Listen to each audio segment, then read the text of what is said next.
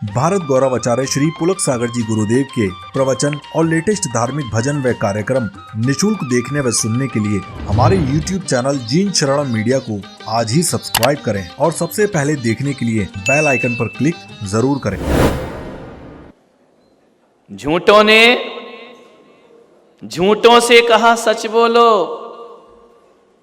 सरकारी ऐलान हुआ है सच बोलो।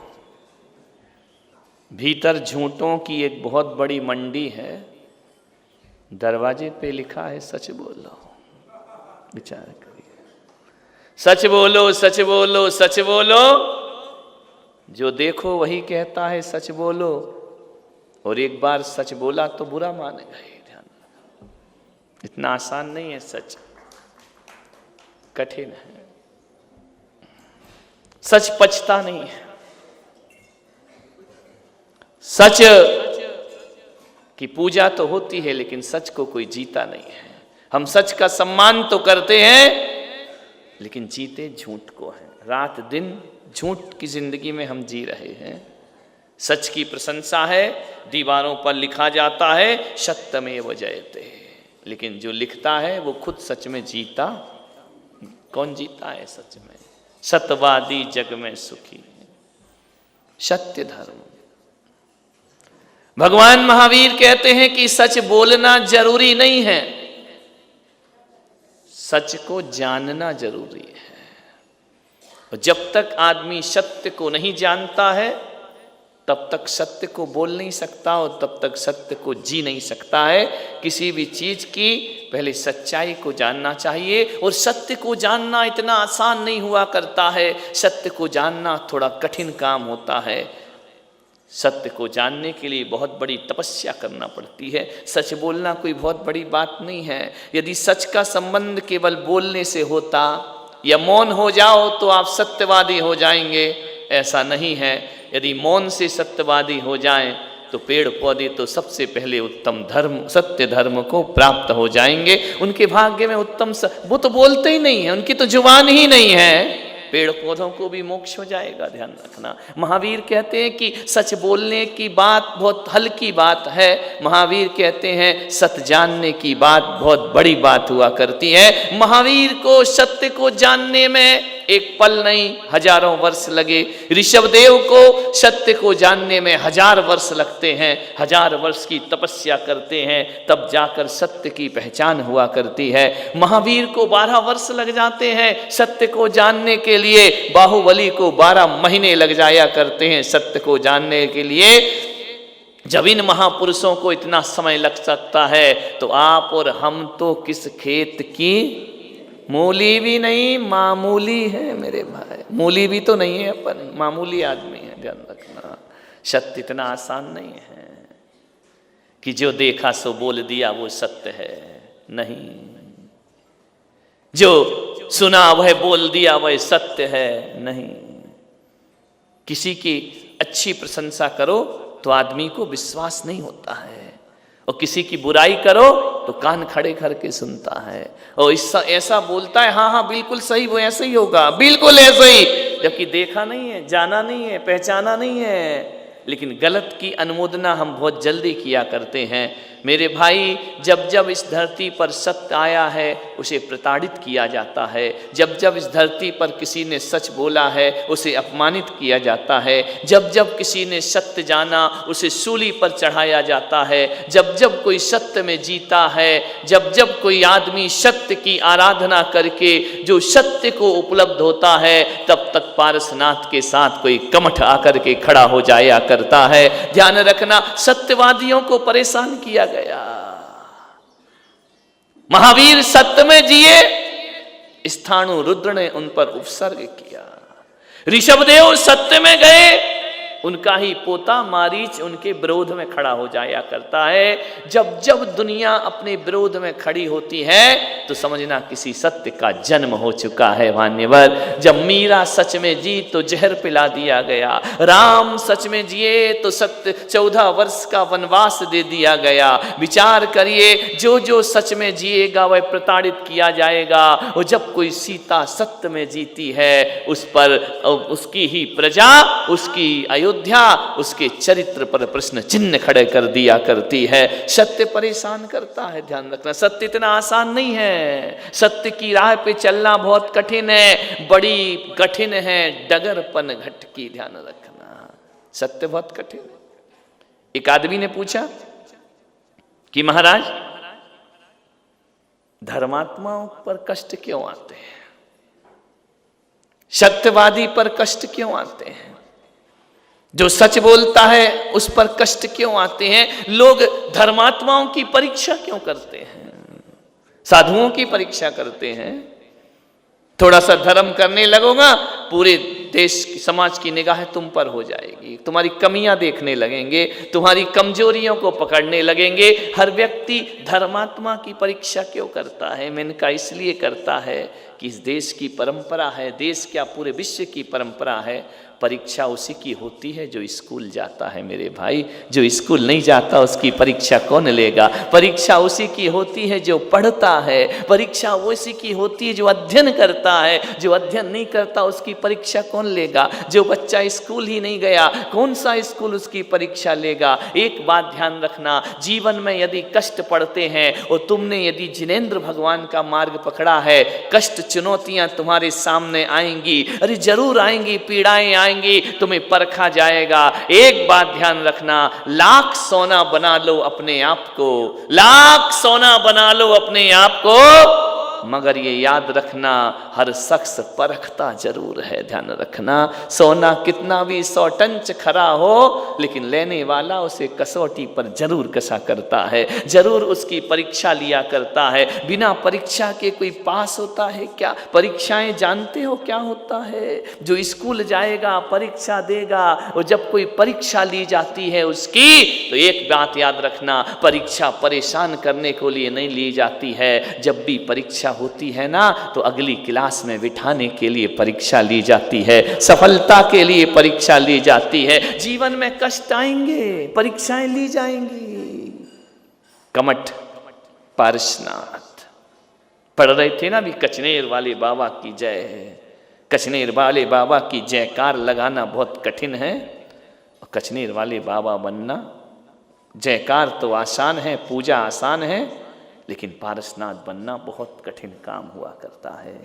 हम अपने घर को नहीं जोड़ पाते, और मेरा बाबा तो टूटी हुई गर्दन जोड़ लिया करता है। ध्यान रखिए, कचनेर वाले बाबा, विचार करना, हमसे अपना घर नहीं जुड़ता है, हमसे अपना परिवार नहीं जुड़ता है, हम दिल से दिल नहीं जोड़ पाते हैं, और पारसनाथ पत्थर से पत्थर जोड़ दिया करता है। ध्यान रखना, पाषाण से पाषाण जुड़ जाया करता है। विचार करना है आपको, बहुत कठिन है पारसनाथ बनना। एक बात याद रखना,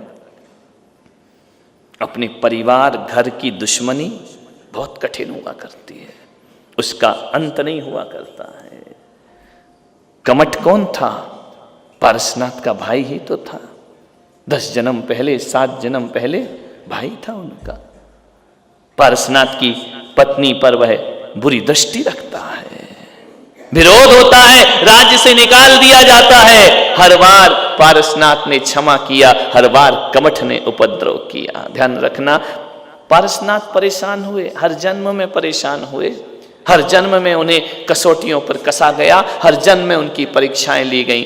लोगों ने कहा फिर पारसनाथ बनने से क्या मतलब है? हर जन्म में कमठ उनका दुश्मन बन करके खड़ा हुआ। एक बात याद रखना मेरे भाई, कमठ परीक्षा ले रहा था, पारसनाथ परीक्षा दे रहे थे, लेकिन एक बात याद रखना, हर जन्म में पारसनाथ ऊंचाइयों को प्राप्त होते हैं, और हर जन्म में कमठ नीचाइयों को प्राप्त हुआ करता है, कमठ पतन को प्राप्त होता है। पारसनाथ ऊंचाइयां चढ़ रहे थे, परीक्षा तो होती है। कभी पीतल को परखा जाता है क्या? पीतल लेने जाते हो, कसौटी पे कसते हो क्या? उसको तपा के देखते हो क्या? सोना ही परखा जाएगा, डायमंड ही परखा जाएगा, जरकिन को कौन परखेगा? कांच को पहले ही कह दे भाई ये माला कांच की है, सारा टेंशन ही खत्म हो गया ना। लेकिन कोई कह दे ये हीरे की है, अब परख शुरू हो जाया करती है, अब कसौटियां शुरू हो जाया करती हैं, अब देखना पड़ता है। मान्यवर, सोना बनना है तो तपना भी पड़ता है मेरे भाई, सोना बनना है, खरे बनना है तो जीवन में परीक्षाएं देना पड़ती हैं। सत्यवादियों की परीक्षा, रावण की कोई परीक्षा लेगा क्या?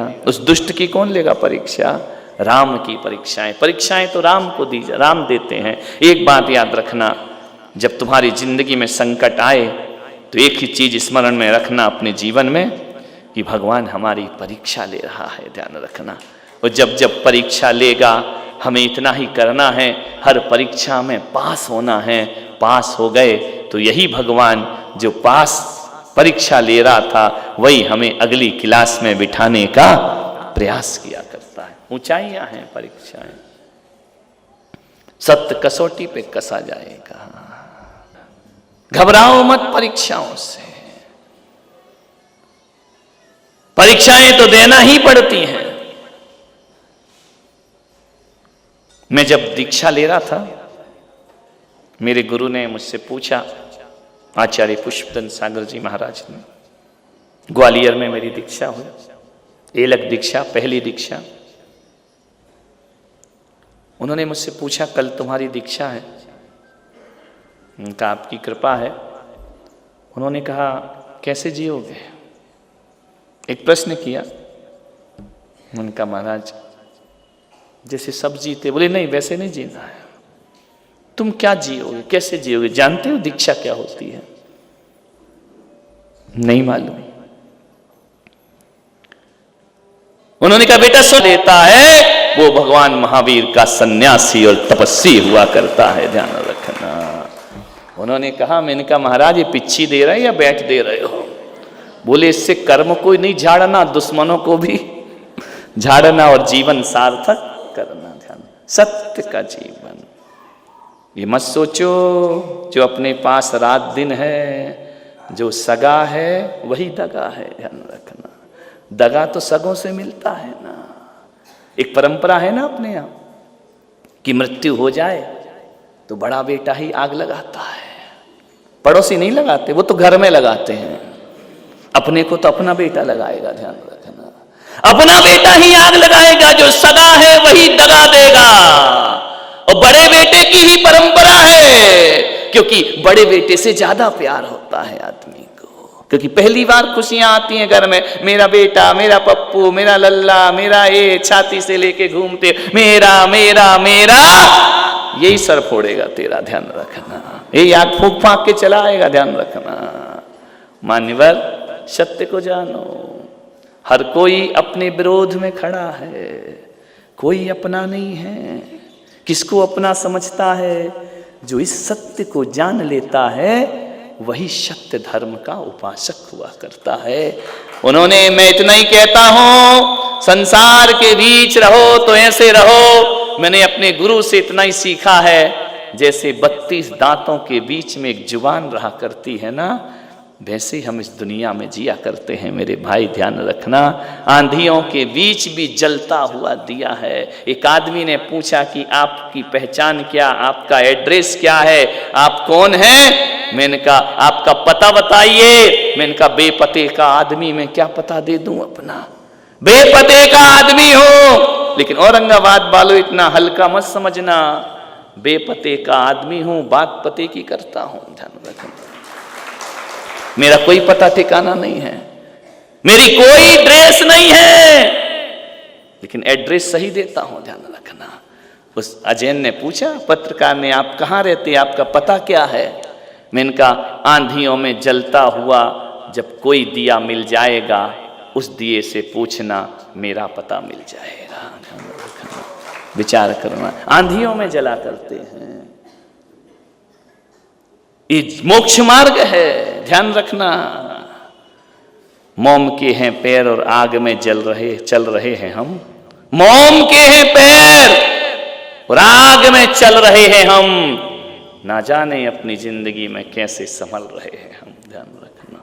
जिंदगी उसका नाम है। सत्य तो प्रताड़ित करेगा, सत्य तो परेशान करेगा, लेकिन एक ही जीवन में याद रखना, सत्य परेशान कर सकता है लेकिन परास्त नहीं कर सकता है। अंत में विजय सत्य की हुआ करती है। पिक्चर देखी है ना? नहीं देखी? नहीं, यहां बोल नहीं रहे हो, देखी तो है। जब मैंने देखी तो तुम किस खेत की मूली हो? घर में कोई मैं पैदाइशी माला लेके थोड़ी पैदा हुआ था, ध्यान रखना। ये तो बाद में आया, ये सब चीजें। पिक्चर देखी है आपने, 3 घंटे की पिक्चर होती है, 2.5 घंटे विलन विलन विलन विलन की चलती है। सारे ऐशो आराम उसके पास होते हैं, सारे संसाधन उसके पास होते हैं, सारी ताकत उसके पास होती है, सारी शक्तियां उसके पास होती है। एक रिमोट दबाता है, दुनिया भस्म कर सकता है। एक बात याद रखना, 2.5 घंटे हीरो पिटता है। हमेशा किसी भी पिक्चर में देखना, मेरे समय की, आज की तो मालूम नहीं है, आज तो पिक्चर कहाँ धूम धड़ाका है और कुछ नहीं है, ध्यान रखना। ना कोई स्टोरी है, ना कोई गाना है, शोर है और कुछ नहीं है, ध्यान रखना। विचार करिए, 2.5 घंटे विलन पिटता है, हीरो पिटता है, आधे घंटे में पिक्चर पलट जाती है, विलन धराशाही होता है, हीरो छाती पर खड़ा होता है।